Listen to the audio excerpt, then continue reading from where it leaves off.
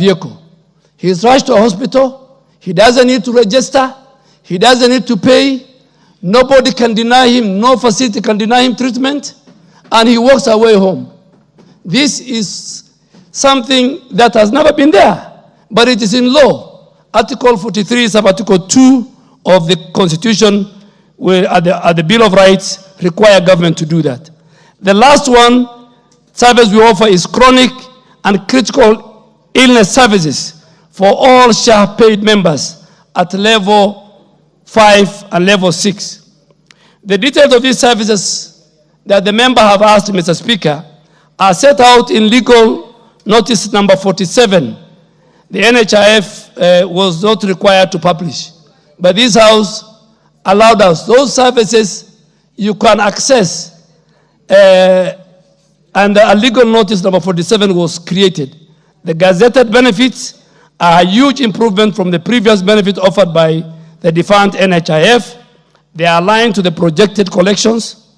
These benefits we shall continuously improve in tandem with available resources. For instance, Mr. Speaker, this month, SHA and the ministry, we have enhanced the ICU package from 4,000 to 28,000 per day.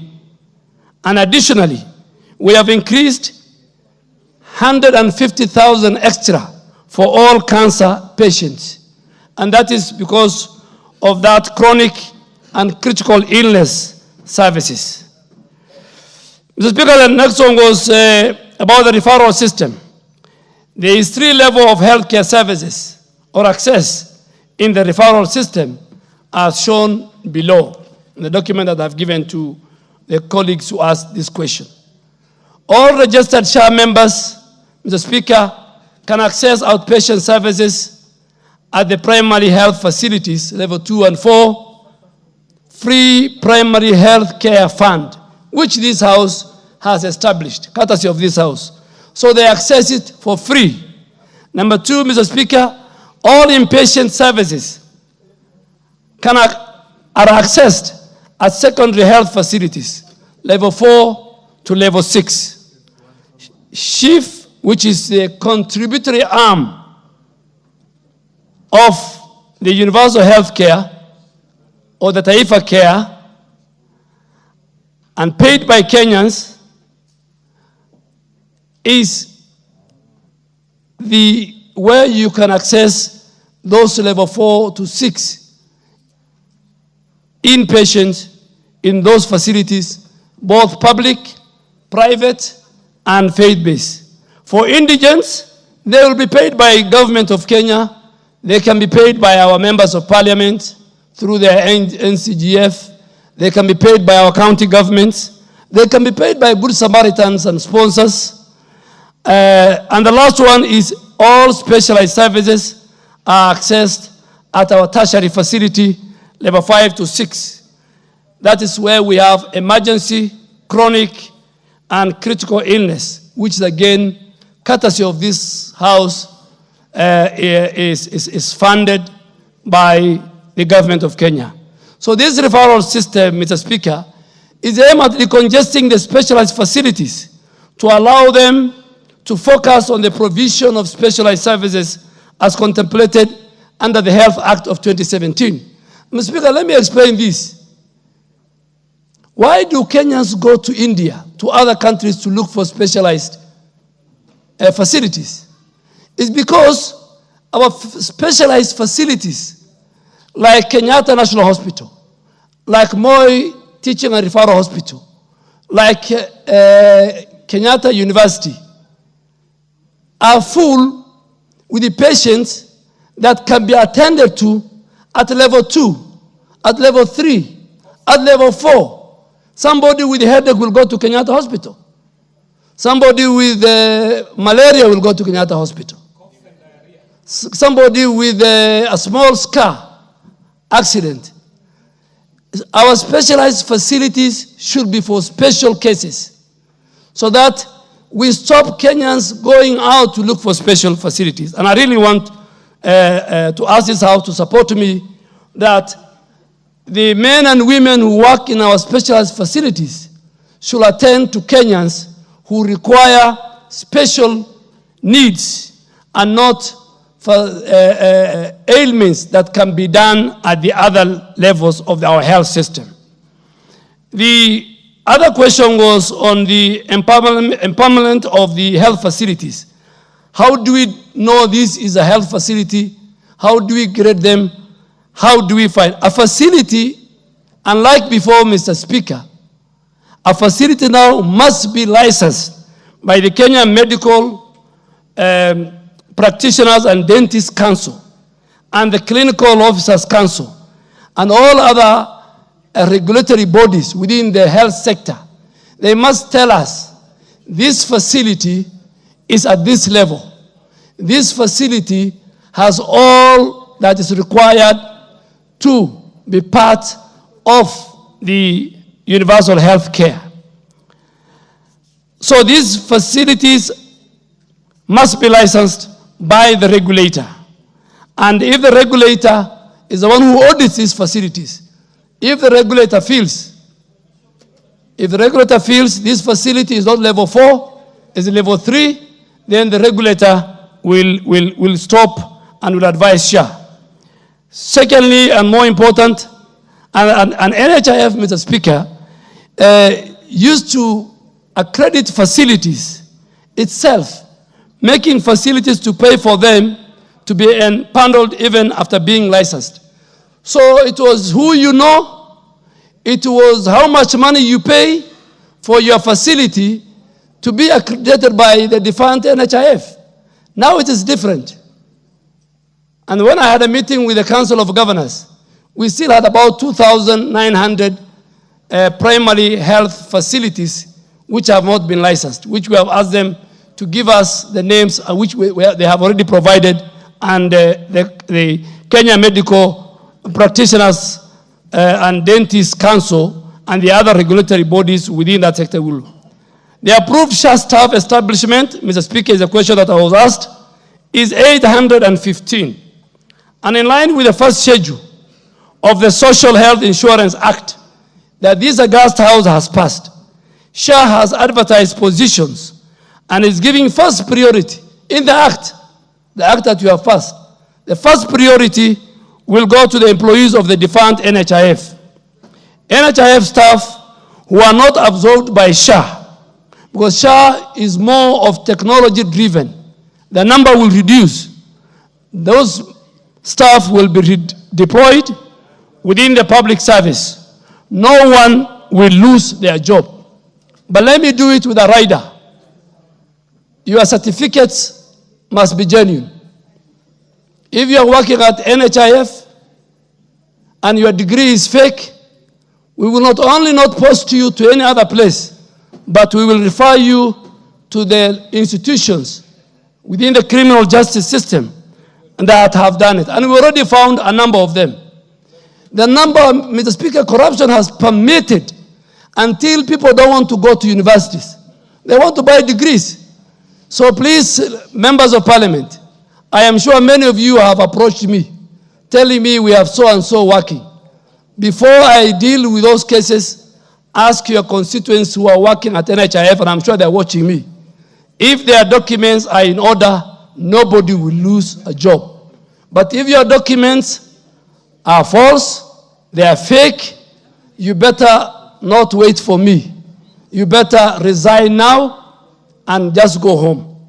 Because we will not carry when you have joined NHIF. In fact, we will surcharge you for all the salaries that you are paid by the former defunct NHIF. The other one was provide a detailed report of the current capital capitation. SHA has not received any capitation or monies from SHIF. SHIF has not received. As we said, we have two. There's a difference between SHA and SHIF. The insurance component has not received any capitation or monies from the exchequer. SHIF is a contributory and self-financing. Mr. Speaker, if you allow me, because the member has the table, which I have explained very well. The other question was how the monies that have been utilized in the operationalization of the fund. Mr. Speaker, all monies collected so far are used to settle verified claims. Let me stress the word verified claims. All the previous claims of the former defunct NHIF, which have not been paid. Some are with the former Auditor General's Ouko's task force, who is looking at the bigger picture of the 500 billion pending bills. But I have set up a verification team for all the pending bills between July 2022 up to when we took over this administration, up to 30th of September 2024, when SHA took over. And we have made a commitment, Mr. Speaker, and we will seek for that budget. Anybody who bills have been verified and they are between 0 to 10 million, the government of Kenya will pay, and we will bring that to the budget committee and to this house to seek that money. The rest, we have formed that committee. So, Mr. Speaker, all the money that we have so far collected, we have used to settle the verified claims which have been verified, which are. Speaker, I really want to bring the house, and this is good for the country to know. During the NHIF time, today, and this house has capped the administration cost of SHA at 5%. What was the administration cost of the defunct NHIF? At one time, it was 40%. That's why many people were employed. That's why money was everywhere. That's why there was fraud. By the time this administration was coming to office, the administrative cost of the former defunct NHIF was at 17%. Today, because of technology, the administrative cost, and it's in law, of SHA is at 5%. Proper measures have been put in place to ensure, Mr. Speaker, proper verification of SHA claims is done as follows. All patients are verified using the National Registration Bureau data, identifying biometrics. Mr. Speaker, this system is linked to NRB. This system is paperless. SHA will not give you a card like NHIF card. You walk to a hospital, if you are registered, because we have integrated with the National Registration Bureau. When you are taking your ID, we had your 10 fingerprints. So when you put your 10 fingerprints, then the system will show you. So, and this is so important because we want to identify the person.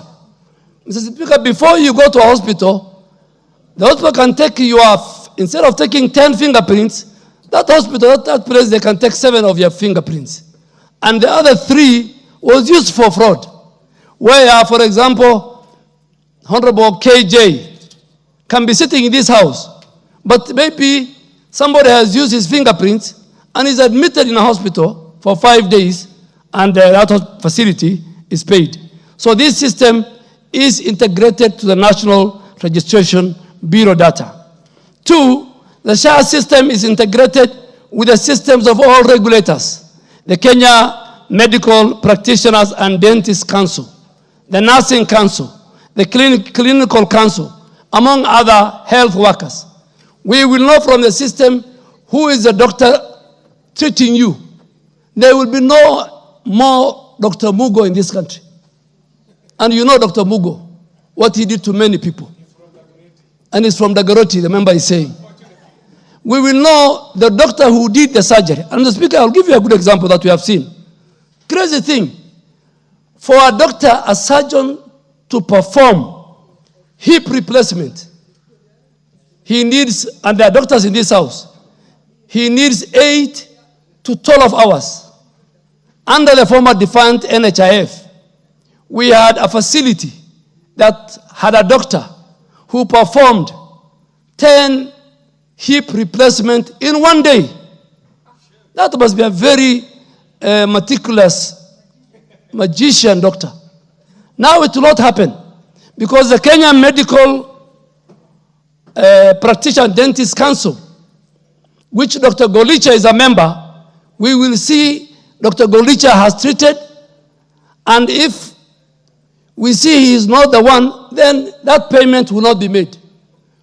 The Nursing Council, we know which nurse is treating our patients. We know which clinician is treating.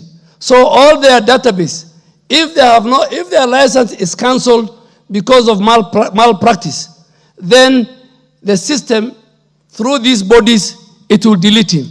The Speaker, and that is to ensure the correctness of the facility and the doctor providing the service. Even the facility are identified by the regulators. The Speaker, a claim verification office with qualified doctors has been designated to undertake additional verification and settlement of claims. In fact, the leader of the claims department, most likely, I don't preempt, when recruited, the director must be a medic. All SHA claims, Mr. Speaker, as I said earlier, are settled by the 14th day of every month. All claim status are available at our facility portal. Every facility, every claim can be seen on the dashboard. The other question, Mr. Speaker, was state the current liabilities of the fund. Because Honorable Wajiko had many questions. Mr. Speaker, the Ministry has appointed a verification committee to review the claims and make recommendation on the same to be settled within 3 months. And Mr. Speaker, I was very clear to the verification committee. If they allow and present a fake, fictitious claim, Mr. Speaker, they will be held responsible. Clarify how SHA is enforcing the payment of contribution by employers. Mr. Speaker, SHA sends reminders, SMS, every 15th and 30th of every month to employers and employees. SHA has also designated officers to follow upon on the payment of the contribution. Finally, Mr. Speaker, state the percentage of the SHA funds that shall be paid to medical equipment suppliers vis-a-vis public health facility. Speaker, I want to say here, the National Equipment Service Program, known as NESP, is completely delinked from SHA. It's a different program. It is a replacement of the old system known as MES. And I'm happy, Mr. Speaker, if you allow me, to engage the House and table a full report of the National Equipment Service Program, which is a joint venture between the national and the county government. And so far, 45 counties have signed the IPAs to join the program. Only 2 have not, which I am talking to them. I will update the House on that. So that program, Mr. Speaker, is not part of the SHA. SHA is not paying for. SHA is not a partner. SHA does not know. SHA only pays for its members when they fall sick, when they require surgery, when they want to deliver, when they have cancer, when there is an emergency, SHA and the primary health care. Speaker, I think the last one was provide the status of the primary health care fund in relation to facilities improvement. Minister, you have actually dealt with 2 questions by Honorable Kawanjiku. We'll now allow members to joyride on those before we go to the next question. Yes, let's start with Oundo. Thank you, Honorable Speaker. And I want to thank our colleague for coming back here. Chair, Honorable Speaker, allow me to ask the Minister 2 very basic questions. And I want to ride on the first question of Kwanjiko, number 2, on the issue of teenage mothers who do not have national IDs. Honorable Speaker, I come from a border county, so in essence, there are quite a number of ladies from Uganda who get married to a Kenyan man. For some strange reason, they don't get IDs, but they get pregnant. So they have to go to hospital and deliver. Yet, Honorable Speaker, they have no IDs, so they cannot get into this program. What measures is the minister or the government doing to ensure that they are attended to like any other person? Second, Honorable Speaker, he has talked about they'll pay for the indigents. When is the government paying for the indigents? So they shouldn't just talk when we will. Diseases cannot wait. When are they paying for the indigents? Thank you. KJ?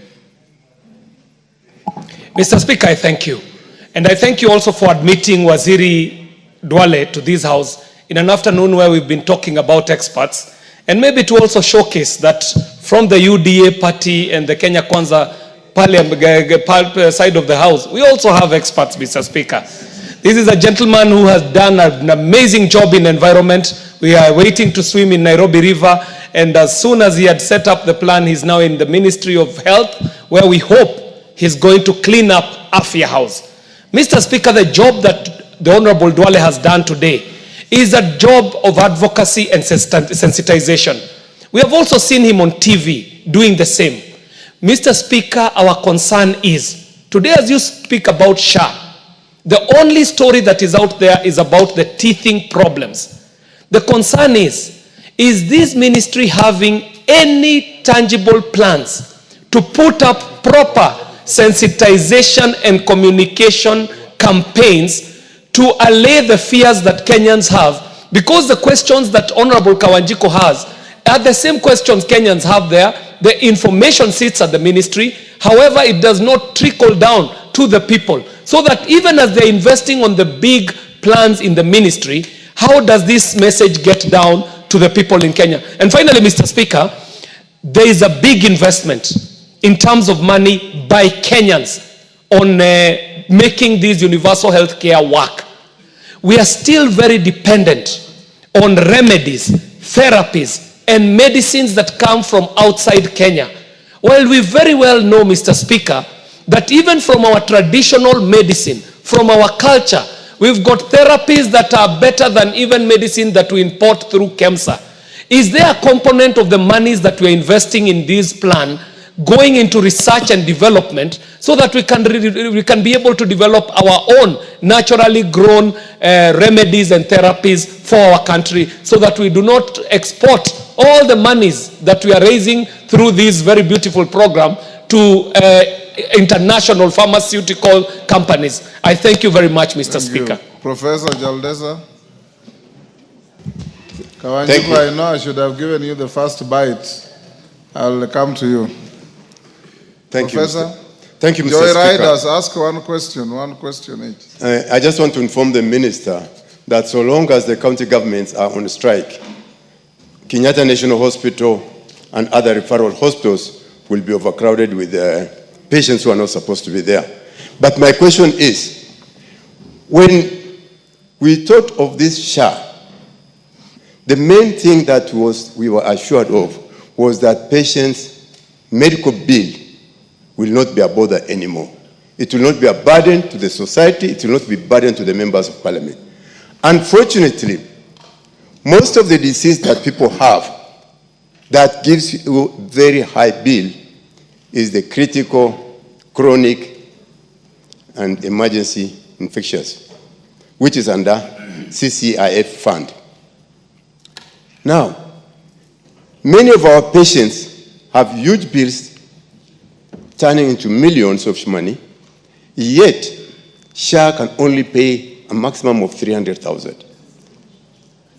What steps are you going to make sure that these patients or the relatives who have lost their relatives in the hospital, or somebody has been discharged, cannot be detained waiting for that money to be paid? Because that is the major problem.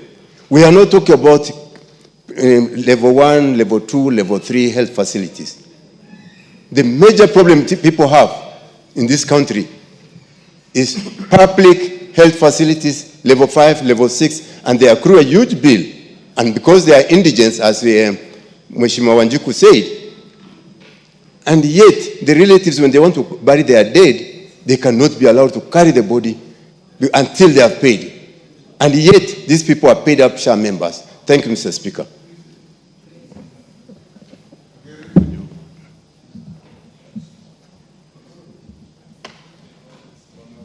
Does it make sense? Give her the mic. Thank you, Honorable Speaker, for the opportunity to ask my question. And my question, Honorable Speaker, is in regard to the monthly subscription that members to SHA have to pay. Honorable Speaker, when I go around my county, the greatest question I get in regards to SHA is members who are unemployed, the elderly, and those who are self-employed also, asking why we cannot give a flat rate on SHA, where they pay a flat rate of a monthly subscription. Honorable Speaker, I want to give a very short example in my county, where we have people who rent houses, maybe in the slums, and the floor is concrete, the walls are concrete. When they go for the means testing, they will be charged that they are actually wealthy, yet maybe they are not wealthy as they are assumed. Then we have another group that live in a mud house thatched, but with 1,000 head of cattle, for example.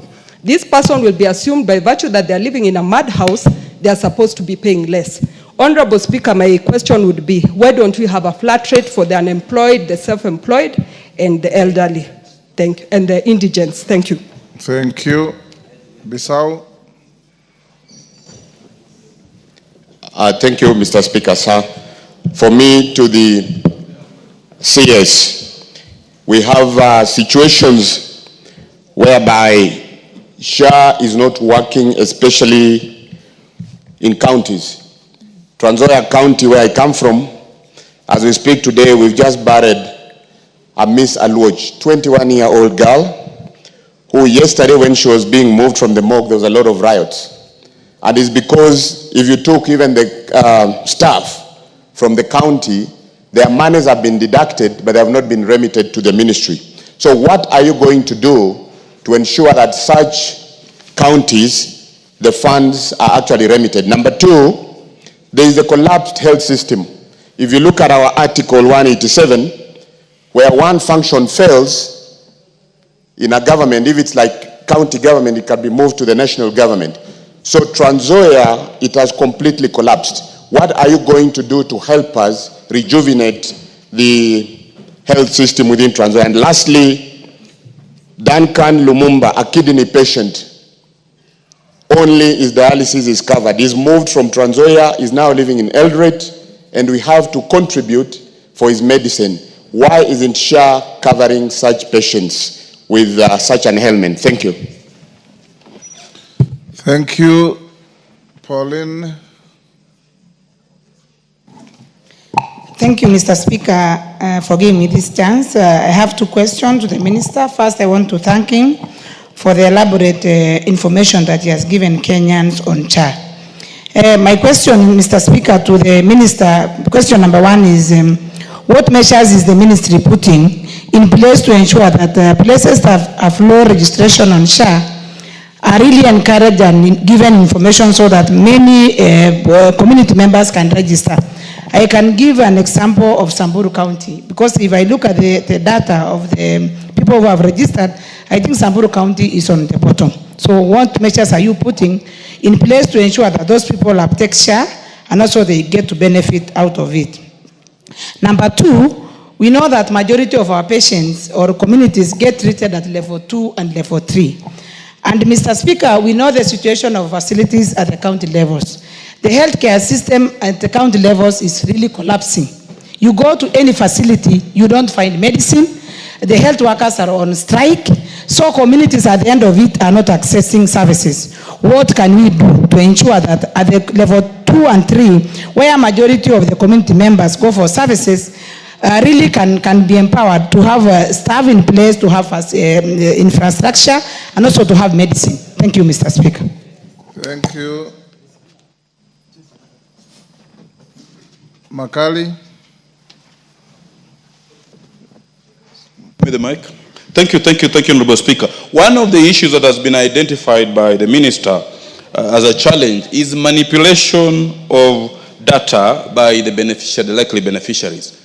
Is the ministry making use of the community health workers on the ground to ensure that we develop a proper system for identifying the beneficiaries? And two, one of the issues which are also facing are the former NHIF employees. The minister has said we are going to do, those ones who have certificates will be deployed, proper certificates. Has the ministry carried out a staff audit of the former defunct NHIF defunct employees to see whom they are going to absorb from those particular NHIF defunct employees? Thank you, Madam Speaker. Martin.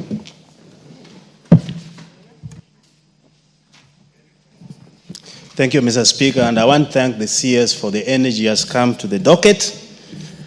And it is true, Mr. Speaker, if the level 2, 3, and 4 can work, then we can have early disease detection and deal with these diseases and prevent more expenditures. But the reality is, CS, it anchors on two things. One is the human resource for health. And you know very well that the United States government have taken out so many health workers who are in their payroll. That's a fact. A dispensary may have now one nurse. If goes on training, there's nobody. The other factor is the fielding rate for KEMSA. So we have HR and we have medicine. If those two are missing, then the flare-up you are talking about to level 5 and 6 is true. So what measures are you taking as a ministry to ensure that the HR are there and also the field rate for KEMSA is as needed? Thank you, Mr. Speaker. Mumbi. Wamumbi. Thank you, Mr. Speaker. Mr. Speaker, last week we had a debate when we were asking whether a non-teacher person can go with students to drama festivals. And when we asked that, they asked, is Honorable Duale a doctor? I want to confirm today from the presentation and the way Waziri Duale has handled the questions that indeed he is a doctor. My question, yes. We know he isn't. Just say he is like a doctor. He is like a doctor, yes. Mr. Speaker. Mr. Speaker, my question to Waziri Duale is on ICU patients. We have had a challenge with ICU patients. For example, the PS Public Health knows that I had an issue at Tumotumo Hospital in Madera constituency where an ICU patient passed on with a bill of 1.5 million, and there was a challenge from SHA in settling that bill. So, Waziri, how far are we with regard to ICU patients? Thank you. Mama Nairobi. Thank you, Mr. Speaker. To the CS, through the Speaker, I want to talk about what Honorable Awanda was talking about. It's children. We know that in Kenya we have a lot of defiled children and a lot of children who engage in sex before they reach the age of 18. We have a serious problem in that if a family has the NHIF, the SHA cards, medical cards, you've got the wife, you've got the husband, and then you've got the children. If the wife has given birth, right, and the daughter 2-3 months later is giving birth because she was defiled, the system has no way of picking that child and giving her the right cover because she's a minor. And we know that during the pandemic, we had over 300,000 minors that got pregnant through defilement.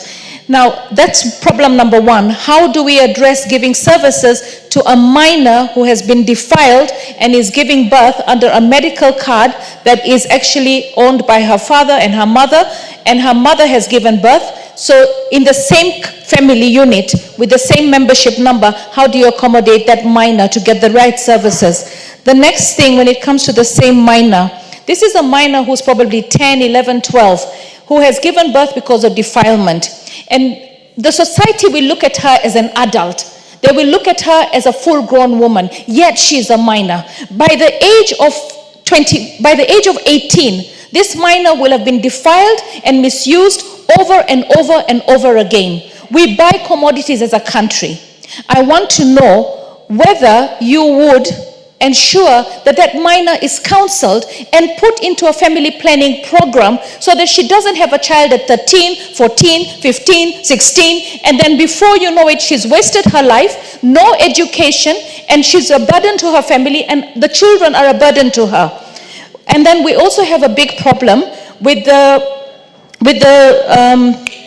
abortion guidelines. The court has given a ruling that the abortion guidelines have to be released by the ministry. Could I know whether this will be based on your religious beliefs, or whether you as the CS will do the right thing and ensure that guidelines to abortion, which is permitted under the Constitution and has been spoken to by the courts, will be released so that we can have safe abortions where required? Thank you. Which constitution are you quoting? Article? Which constitution are you quoting? Article 26(4) permits abortion. Abortion is illegal and except under very stringent circumstances. Yes, but there is no guidelines issued under those stringent circumstances, and the courts have pronounced themselves saying that Article 26(4), thank you. The courts have pronounced themselves on that issue, that the emotional state of the mother, the emotional state, the physical and the social states are also supposed to come into consideration. There is a live ruling on that in the case of JMM, which I will gladly share with the CS for him to become acquainted with that. I know that the church is fighting it, but right now, if a woman is supposed to procure a safe abortion and the doctors want to do it, there are no guidelines. So doctors don't do it, and the woman dies because there are no guidelines. And yet the doctor knows that this woman should actually have a safe abortion. If you go to KNH right now, in the wing for abortion, medical care for post-abortion, it is full. We spend over 500 million to $1 billion post-abortion care. Women are suffering because of unsafe abortions. Let us be a civilized country. You are making a speech. Yeah, okay, thank you. Minister, I think the point is... Minister, can you now respond to those 10? Speaker, let me start with my good friend, the woman rep of Nairobi. All these abortion, emotions, all these are coming to this house. There is a reproductive health bill that is coming to the house. I'm just going through it, and a lot has been done by Honorable Mili Odhiambo when she was and very passionate. She's very passionate when I was the leader of majority. And there are a number of policies. I will engage you and will. And as the Speaker has said, abortion is illegal under certain medical conditions. Those medical conditions, the framework, the Director of Medical Service, the head of the technical advisor on technical matters to government, and the CS is on my left, Dr. Amoth, who this house has vetted. On teenager mothers, I can only deal with the question that Honorable Owundo also has asked. It's more. Teenage mothers is another national conversation. The numbers are huge. It is a conversation, national conversation, for the leadership in this house, for religious leaders, but for SHA, we are giving them special temporary cards. They don't need to use their mother. If they deliver on the same day, the mother will use her SHA card, and the lady will use her temporary card. Honorable Owundo, I agree with you. I mean, you are at the border. It's very complicated. How do you identify a teenager who crosses from the neighboring country? But I want to assure you that we have a way of giving, even when neighbors cross, they have alien card. So we will use the alien card as we give temporary card to our ladies. On indigents, as we, government, look at the social health, social protection data to make sure that it's clean. Even the elderly people who are getting 2,000, we want to find out, are they indigent? Some of them might not be indigent. Some of them might not even require that. So we are in the process of doing mean testing for the national government and the county governments, and you will help us. Because even in your constituency, you might find indigents that you want to pay either through NGAF or through the national government CDF. Honorable KJ, sensitization, yes. I know you have a communication background. But ask yourself, every day, as we sit here, Mr. Speaker, on our dashboard, 40,000 Kenyans has registered as of now. So, per day. And out of the 40,000, we can tell how many have gone through the mean testing and how many have paid. Like yesterday, we had 47,000 Kenyans who registered online. 18,000 of them went through the mean testing and paid close to 18 million. So you see, is that the average is about 1,000. But I want to assure this House, because universal health care, we meant for the 80% Kenyans who were not accessing NHIF. NHIF was colonial. NHIF was a club of the salaried people. 20% were accessing. This universal health care, SHA, wants to bring on board the 80%. And that's why we're doing the mean testing. The bottom of that mean testing, the bottom that somebody will pay, will be 300. And I want to give an example of Mr. Speaker. Mr. Speaker, I really want you to allow me to use you as an example. If you allow me, Mr. Speaker. Mr. Speaker, you pay NHIF now, I mean SHA, you are paying 47,000. The Speaker of the National Assembly. 47,800. 47, to be specific, 800, based on the 2.7% of his income.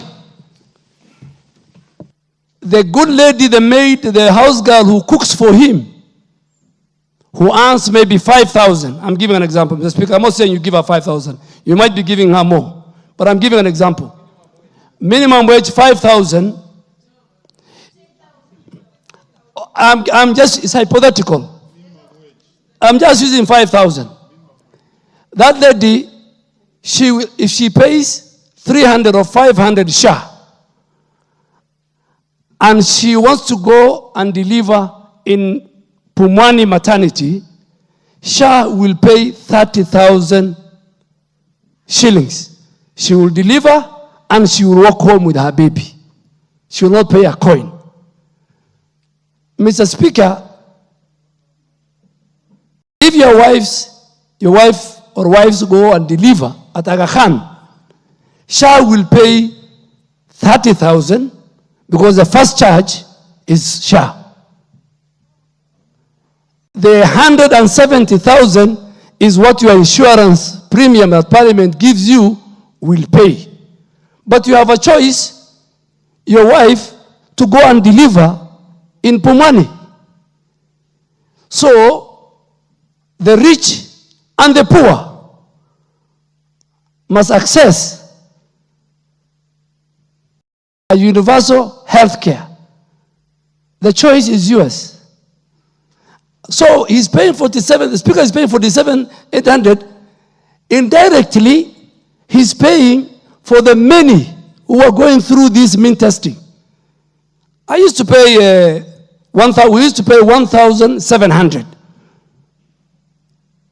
for those who, if you earn a million shilling, under the former NHIF. That was 0.01%. But when Mama Mboga pays 500 for NHIF, or 300, for 500, let me use 500, she was paying 10 times what the Speaker was paying. And that's why, for equity purpose, the law you amended and said, for everybody to access equitable, affordable, accessible, quality health care, the formula should be 2.5% of the income that you earn. So, Mr. Speaker, Honorable Udo, my good friend in former Public Accounts Committee, I think indigents for national government, we are rolling out, we are doing the mean testing. And we are using the social health protection database. Honorable KJ. Mwalimu, what is your point of order? Thank you, CS. And you have excited my support for SHA. When you were still the leader of majority in this house, and when we were trying to make the original law of universal health care, you remember I was moving an amendment that